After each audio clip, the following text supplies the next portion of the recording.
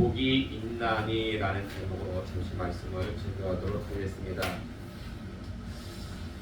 이제 오늘부터 산상수훈의 말씀을 살펴보고자 하는데요.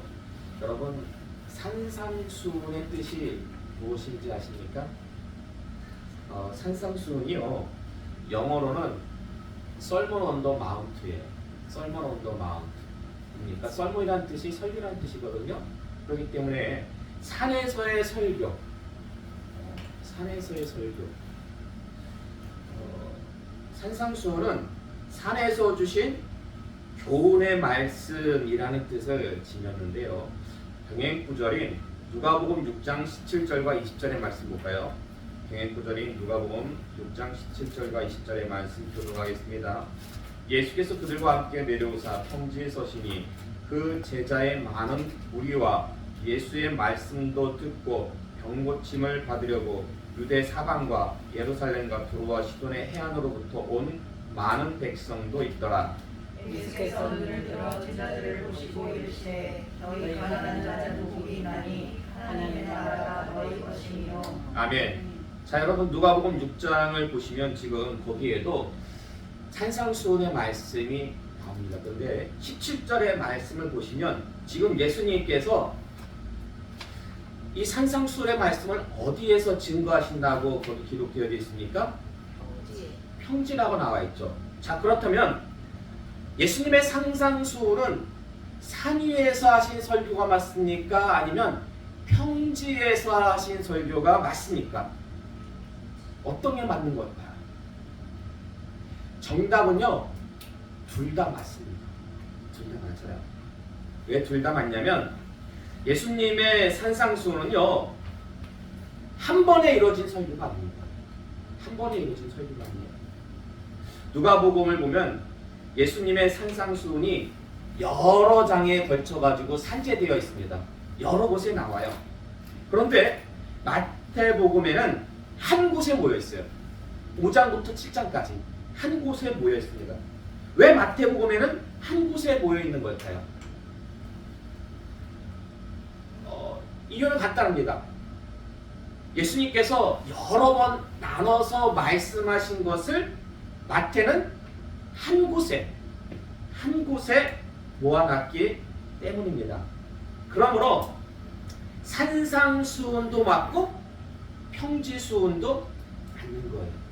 여러분, 산상수훈은 많이 들어보셨는데 평지수훈은 좀 덜 들어보셨죠?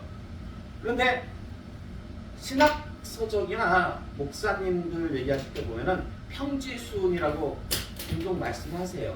같은 거예요. 네. 산상수훈은 산에서 하신 말씀, 평지수훈은 평지에서 하신 말씀. 그런데 내용은 같은 겁니다. 그리고 여러분, 혹시 산상보훈이라고 들어보셨습니까? 산상보훈. 옛날 예전에 목사님들이 좀 많이 쓰셨던 단어인데 이게 산상수훈의 또 다른 별칭입니다. 한 글자만 틀리죠. 산상수훈하고 숫자가 보자로 바뀌었어요. 이 보자가 무슨 보자일 것 같아요? 보배로울 보자. 보배로울 보자. 그러니까 워낙 이 말씀이 가치 있는 보배로운 말씀이다라는 의미에서 산상보훈이라고 그렇게 사용하기도 합니다. 그리고 이 산상수훈을 기독교 대헌장이라고도 합니다. 기독교 대헌장. 헌장이라는 뜻이 우리나라도 국민교육 헌장이 있잖아요. 어떤 규범, 어떤 그 조직 내에 있는 그 규범을 이렇게 밝히는 것이 헌장이에요. 기독교 대헌장. 무엇을 밝히는 것이냐? 이게 기독교의 윤리, 근본이 된다고. 기독교 윤리의 근본이 된다고 해서 기독교 대헌장이라고도 그렇게 부릅니다. 그런데 사실 이 윤리적인 측면에서 볼 때 산상수훈은 이 율법과 아주 밀접한 연관이 있습니다. 이게 무슨 말씀이냐면 이 산상수훈은요, 이 구약의 율법을 절대적인 수준으로 아주 심화시킨 거예요. 그래서 예수님께서 뭐라고 말씀하셨습니까? 내가 율법을 폐하러 온 것이 아니다. 어찌하러 오셨다고요? 완성하러, 완전케 하러 오셨다라고 예수님께서 말씀하신 거예요. 그러니까 거기서 완전케, 완성하러 오셨다라는 것은 구약 율법의 수준을, 이 절대적인 수준까지 끌어 올리신다는 의미에서 완전케 하셨다라는 것입니다. 그래서 이런 의미에서 산상수훈은 구약의 율법과도 밀접한 연관이 있는데요. 여러분, 그 모세가 율법을 어디서 받으셨습니까? 모세가 율법을 시내 산에서 받았죠. 예. 근데 지금 이 산상수훈의 장소도 어디입니까? 산이에요. 뭔가 이렇게 약간 좀 느낌이 약간 좀 뭔가 약간 있지 않습니까?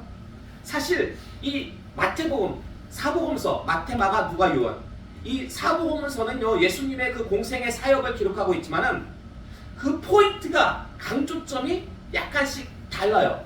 어떠한 예수님을 소개하고 있는가 하는 것이 조금씩 달라요. 근데 이 마태복음은요, 예수님을 왕으로 오신 메시아, 유대인들이 고대하던 왕으로 오신 메시아로 예수님을 소개하고 있는 거예요.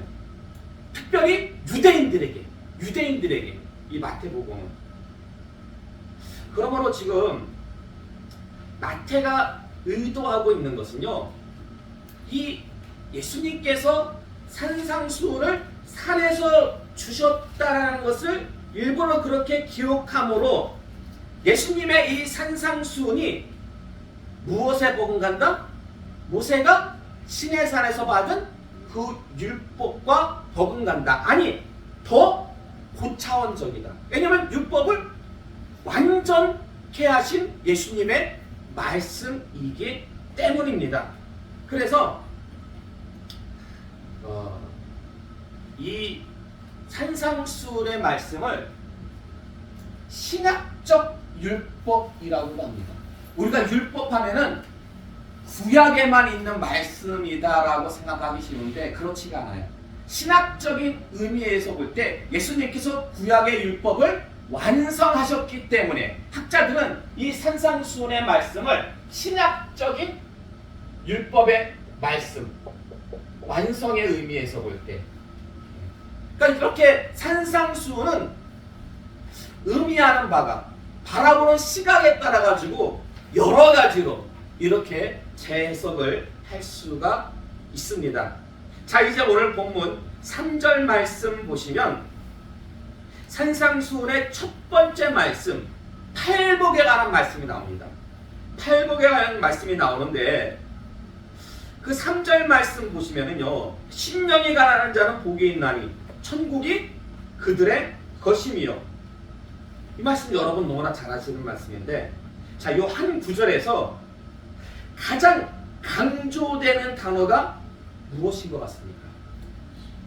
여러분이 보실 때 여러 단어가 나오죠. 심령이라는 단어도 나오고, 가난이라는 단어도 나오고, 복이라는 단어도 나오고, 천국이라는 단어도 나오고, 그들이라는 단어도 나옵니다.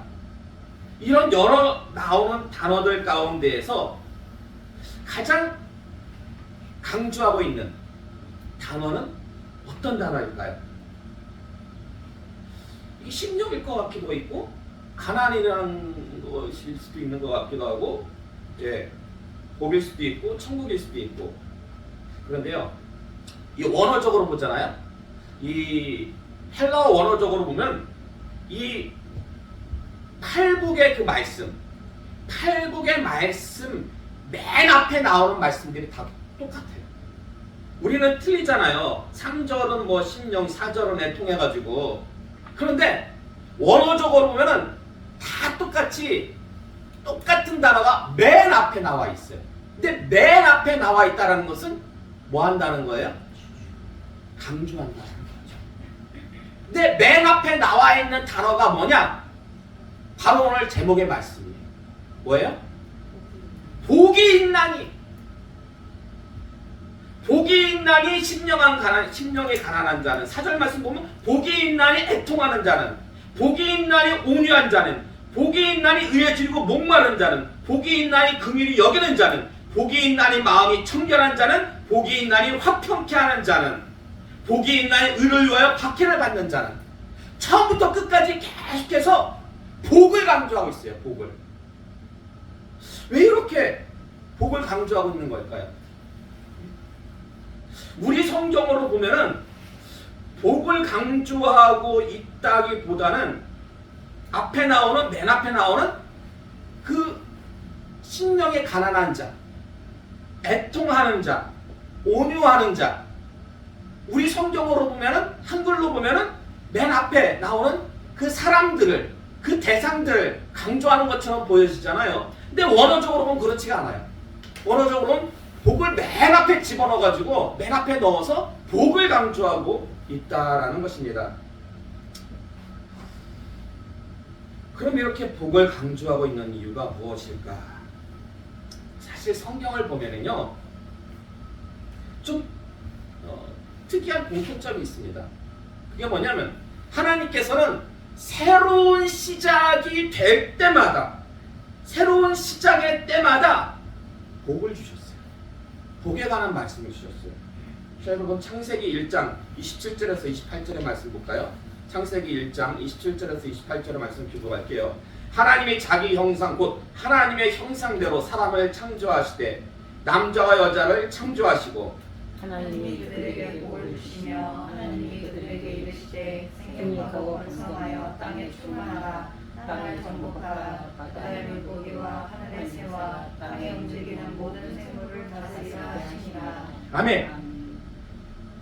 하나님께서요, 사람을 창조하시고 아담과 하와를 창조하시고 제일 먼저 첫 번째로 주신 게 뭐예요? 복 주신 거예요. 복 주신 거예요. 어떤 복 주셨어요? 하나님께서 생육하고 번성하고 충만하고 정복하고 다스려라.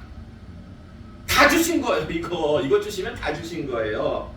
자, 그리고요, 창세기 9장 1절의 말씀 볼까요? 창세기 9장 1절의 말씀 함께 공독하겠습니다. 시작. 하나님이 너와 그 아들들에게 복을 주시며 그들에게 이르시되 생육하고 번성하여 땅에 충만하라. 아멘. 사람의 죄악이 관영해가지고 하나님께서 물로 세상을 심판하시잖아요. 홍수로. 다 죽었어요. 다 죽고 이제 노아 가족만 남았어요.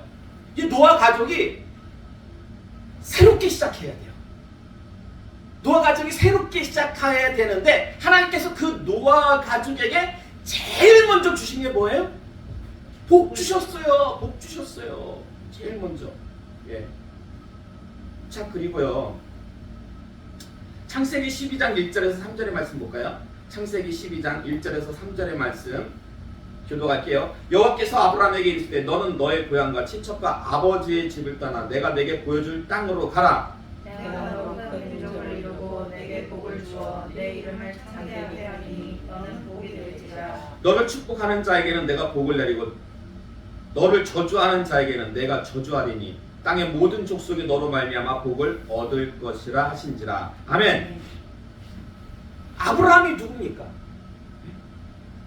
육적으로는 이스라엘, 영적으로는 모든 믿는 자들의 조상이 되는 그 아브라함을 하나님께서 택하셨을 때에, 그때도 하나님께서 뭘 주셨어요? 복을 주셨어요. 너는 복의 근원이 될지라. 근원이 되는, 복이 될지라. 근원의 복을 아브라함에게 주셨다는 것입니다. 자, 그리고 보세요, 여러분. 이스라엘 역사 가운데, 그 구약의 이스라엘 역사 가운데 어떤 새로운 출발점이라고 할 수 있었던 아주 획기적인 사건이 있죠. 이게 무슨 사건일까요? 출애굽이죠. 출애굽. 네. 근데 하나님께서 이 출애굽한 이스라엘 백성들에게 너희는 이제부터 하나님의 백성답게 살아라. 애굽에서 살던 그런 모든 어떤 생활 풍습들, 어떤 규범들을 버리고 하나님 백성답게 살라고 주신 것이 뭐예요? 율법이죠. 율법. 그러므로 율법은 선택사항이 아니에요. 율법은 의무와 책임인데 단순히 의무와 책임뿐만이 아니라 율법을 잘 지키면 무엇이 주어집니까? 복 주셔요. 어떤 복을 주셔요? 성경을 보면 참 여러 가지 복을 주세요. 예.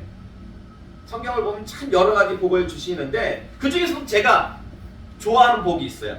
신명기 28장 1절에서 6절의 말씀 볼까요? 신명기 28장 1절에서 6절의 말씀 교독할게요. 내가 내 하나님 여호와의 말씀을 삼가 듣고 내가 오늘 내게 명령하는 그의 모든 명령을 지켜 행하면 내 하나님 여호와께서 너를 세계 모든 민족 위에 뛰어나게 하실 것이라. 내가 내 하나님 여호와의 말씀을 정통하면 이 모든 복이 내게 임하며 내게 이르리니 성읍에서도 복을 받고 들에서도 복을 받을 것이며 내 몸의 자녀와 내 토지의 소산과 내 짐승의 새끼와 소와 양의 새끼가 복을 받을 것이며 내 광주리와 떡반죽 그릇이 복을 받을 것이며 내가 들어와도 복을 받고 나가도 복을 받을 것이니라. 아멘. 참, 너무나 좋은 말씀 아닙니까? 앉으나 서나 나가나 들어오나 무슨 일을 하든지 간에 너에게 속한 모든 것들은 하나님께서 복을 주실 것이다. 한마디로 얘기해서 복에 둘러싸인 인생이 된다는 거예요. 복에 둘러싸인 인생. 얼마나 좋습니까? 자, 그런데 여러분 보세요. 왜 하나님께서는 천지 창조의 때부터 시작해서 출애굽에 이르기까지 새로운 시작이 있을 때마다 복을 주신 이유가 도대체 뭘까요? 그렇게 복을 주신 이유가 뭘까요? 사실 우리가 하나님의 기쁘신 뜻 다 알 수 없어요. 그러나 성경을 통해서 볼 때 두 가지는 확실히 알 수 있습니다. 첫 번째는 뭐냐? 하나님은 복의 근원이시라는 거예요. 하나님 복의 근원. 왜? 왜 하나님 복의 근원일까요? 여러분 보세요. 하나님께서 복의 근원이시기 때문에 복의 주체이시기 때문에 때마다 주고 싶을 때마다 하나님께서 복을 주신다라는 거예요. 그 복의 근원이 아니면은 그렇게 하나님께서 그 복을 마음대로 주장하실 수가 없는데 복의 근원이기 때문에 주체이시기 때문에 복을 이렇게 시작할 때마다 주셨다라는 거예요. 자, 그리고 두 번째로 뭐냐면 사람은 복 받을 존재로 창조되었다. 사람은 복 받을 존재로 창조되었기 때문에 계속해서 복을 받아야 된다라는 거예요. 이게 아니라면 하나님께서 아담과 하에게 복 한번 주셨잖아요. 그럼 달리 또 주실 이유가 뭐 있겠습니까? 그냥 계속 한 번 주시고 마는 거지. 노아에게 또 주시고 아브라함에게 또 주시고 출애굽한 이스라엘 백성들에게 계속해서 그 복을 반복해서 주시는 이유가 뭘까요? 사람이란 존재 자체가 계속해서 복을 받을 존재로 지음 받았기 때문에 그렇습니다. 한 번 복 받고 끝나는 게 아니에요. 계속해서 우리도 주님 앞에 서는 그날까지 영육간에 복을 받아야 될 줄로 믿습니다. 그래서 사람이 복을 받고자 한다면, 누리고자 한다면 복의 근원이신 하나님으로부터 멀어지면 안 돼요. 멀어지면 멀어질수록 복에서부터 멀어지는 거예요. 목사님, 그럼 신자들도 하나님을 믿지 않는, 아예 하나님으로부터 저기 멀리 떨어진, 보이지도 않는 그 불신자들, 그들이 받는 복은 도대체 뭡니까? 사실 불신자들이 누리는 거는요, 참된 복이 아니에요. 예. 겉으로 볼 때는 풍요로워 보이고 기쁨이 넘쳐 보이지만 아니에요. 그 속사정 어떨까요? 여러분 겉에 보이는 것만 가지고 속지 마세요. 대표적으로 대기업들 있잖아요. 믿지 않는 대기업들, 그 일가들, 그 보세요. 바로 근현대사예요. 그 자녀들이 화목합니까? 아니죠. 그 물질 때문에 형제간에 치고받고 싸워요. 예. 그리고 보니까 그 마음에 평안과 기쁨이 없어요. 평안과 기쁨이 없고 참 뭐랄까 분노가 있어요. 분노가 있고 불안이 있어요. 그렇게 많은 것을 가졌음에도 불구하고 희한하게 불안하더라고요. 두려움이 있어요. 평안이 없어요. 한마디로 얘기해서 성경적으로 볼 때 그들은 행복한 인생이 아닙니다. 행복하지 않아요. 이게 만약에 믿겨지지 않는다면 한번 가서 물어보세요. 대표적으로 가장 많이 소유한 삼성의 누구예요? 이재용. 그 회장한테 가서 한번 물어보세요. Are you happy? 행복하십니까? 제가 볼 때 100% 행복하지 않아요. 왜냐? 얼마 전에 예전에 그 사건이 있었죠. 이렇게 마취제 프로포폴이라는 잠이 안 오니까 잠이 왜 안 오겠습니까? 불안하니까. 아니 그렇게 많이 가진 사람이 왜 정신적으로 평안하지 못하다는 거예요. 그거는 참된 행복이 아니에요. 참된 행복은요 물질적으로도 풍요롭고 정신적으로도 마음적으로도 평안이 넘쳐야 됩니다. 그게 진정한 행복이에요. 자, 근데요 신명기 33장 29절의 말씀 볼까요? 신명기 33장 29절의 말씀 함께 공부하겠습니다. 시작. 이스라엘이여 너는 행복한 사람이로다. 여호와의 구원을 너같이 얻은 백성이 누구냐? 그는 너를 돕는 방패시오 내 영광의 칼이시로다. 내 대적이 내게 복종하리니 내가 그들의 높은 곳을 밟으리로다. 아멘.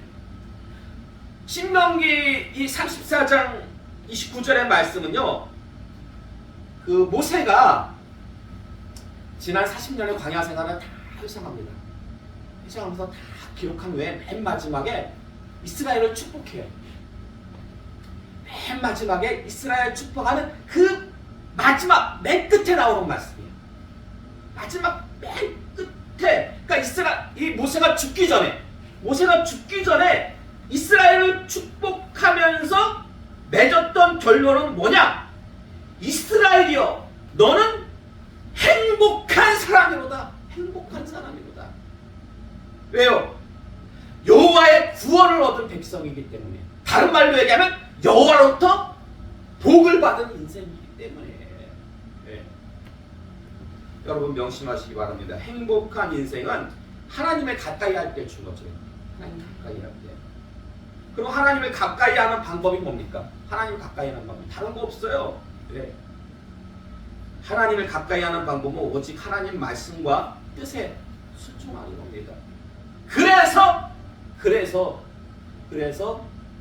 주신 것이 뭐냐? 산상수훈이에요. 그래서 주신 것이. 네.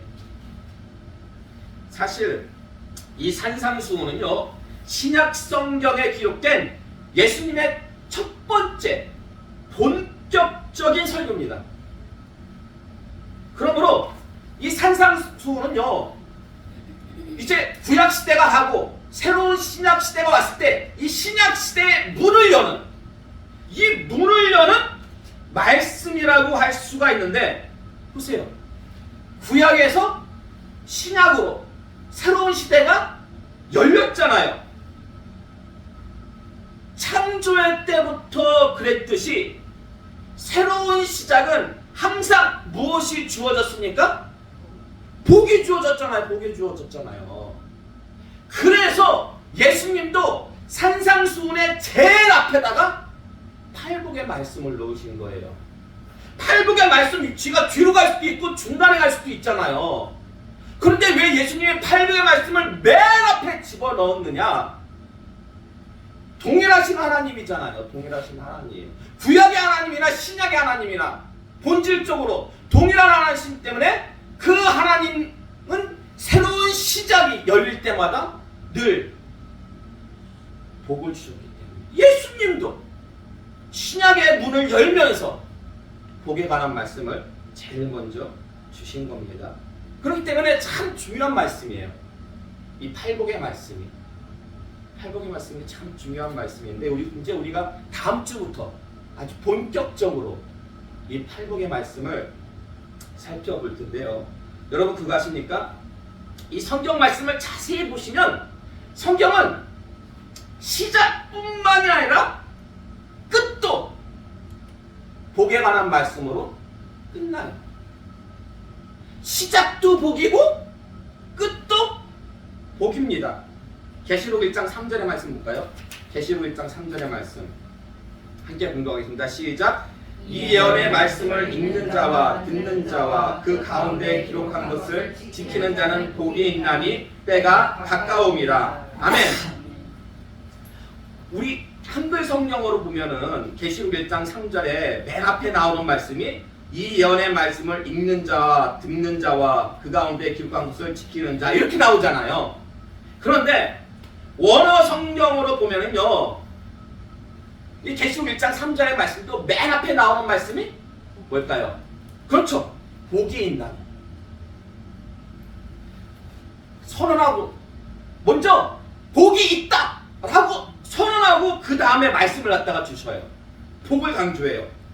그런데 이처럼 계시록에 복이 있다, 복이 있나니 라는 선언이 몇 번 나오는지 아십니까? 계시록에? 계시록에 복에 관한 말씀이 한 12번인가 나와요. 근데 이처럼 복이 있나니 라고 선포되는 말씀, 이 말씀은요 총 7번 나와요. 총 7번. 이게 뭐로 의미하는지 아십니까? 사실 계시록은요 굉장히 영적인 말씀이에요. 그리고 숫자가 가진 상징성이 엄청나게 커요. 숫자가 가진 상징성을 배제한다면 계시록의 말씀을 우리가 온전히 이해할 수가 없어요. 분명히 상징성이 있습니다. 근데 거기서 7이라는 숫자가 가진 상징성은 뭐냐? 완전수예요. 완전수. 완전수. 따라서 계시록의 이 선언이 7번 나온다는 것은 뭘까요? 하나님의 완전하신 복이 임한다라는 거예요. 하나님의 완전하신 복. 예? 누구에게? 누구에게? 에이. 하나님의 말씀을 읽고 듣고 지키는 자에게, 하나님의 말씀을 읽고 듣고 지키는 자에게 하나님의 완전하신 복이 임한다라는 것을 지금 성경에서 기록하고 있다는 것입니다. 곧 이 시간 나오신 여러분, 하나님 말씀을 사모하시고 준행하시기 바랍니다. 그래서요, 영육간에 참 영적인 복 정말 중요해요. 근데 그에 못지않게 육적인 복도 굉장히 중요합니다. 제가 오늘 시간 관계상 그것까지 말씀드리면 너무 길어질 것 같아가지고 그 육적인 복, 영적인 복과 더불어서 육적인 복이 왜 중요한가, 우리에게 이 균형 잡힌 복이 얼마나 중요한가, 그것까지 말씀을 드리려고 했는데 그건 너무 좀 시간이 오래 걸릴 것 같아가지고 다음번에 기회가 되면 말씀드리겠는데요. 어쨌든 중요한 건 뭐냐? 영적인 복도 중요하고 육적인 복도 중요합니다. 어느 것 하나만 강조하면 그 자리에서 삥삥 도는 제자리 진학밖에 안 돼요. 분명히 예수님도 뭐라고 말씀하셨어요? 박하와 회양과 근체의 11조? 그보다 더 중요한 것은 공의와 하나님의 사랑이다. 근데 이것도 버리지 말고 저것도 버리지 마라. 영적인 것도 중요하고 육적인 것도 중요하다는 거예요. 예수님의 말씀이에요. 네. 그리고 우리가 오늘 살펴보진 않았지만은 말라기서의 말씀을 보면은요 3장에 네? 16절에 그 말씀 한번 찾아보고 우리가 말씀을 맺을까요? 네, 시간이 조금 남았으니까 말라기 3장 직접 찾아보겠습니다. 10절의 말씀, 말라기 3장 10절의 말씀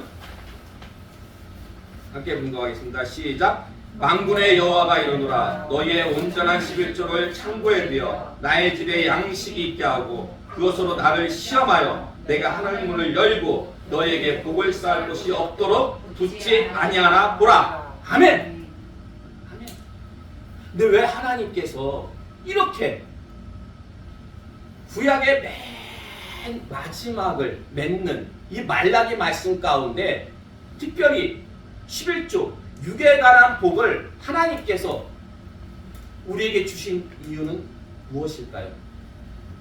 어찌 보면요 우리 인생은 주님 앞에 서는 그날까지 마지막 때까지 우리는 하나님으로부터 이 6의 복을 받아야 됩니다. 무시하면 안 돼요.